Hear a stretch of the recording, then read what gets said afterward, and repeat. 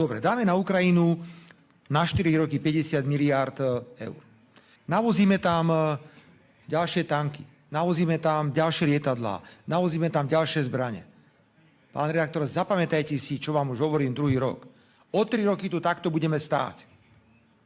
A skonštatujeme, že sa minulo 50 miliárd eur a že na každej strane je o 100 000 mŕtvych vojakov viac.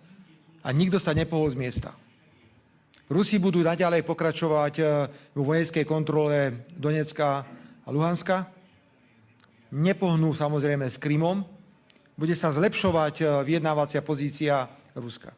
Tak buď si budeme hovoriť pravdu, budeme tie veci pomenovávať, budeme hovoriť, že to nefunguje, poďme nájsť nejakú inú metódu, ako tento problém vyriešime. Ale ak si niekto myslí, že nalejeme 50 miliárd, pošleme tam stovky nových zbraní, že vyriešime niečo, nevyriešime nič. Garantujeme len o 200 000 mŕtvych ľudí viacej, ktorí sú tam. A majme už konečne zdravý rozum. A nesúhlasme s každým nezmyslom, ktorý prichádza z možností tých najväčších krajín, ktoré si povedali jednu vec.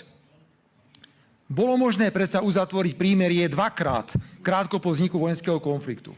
Čo urobili? Zakázali ukrajinskej reprezentácii politickej toto prímerie uzatvoriť a spoliehali sa, že keď nalejú miliardy a zbranie do Ukrajiny, tak Ukrajina prinesie na tácke zraneného ruského medveďa.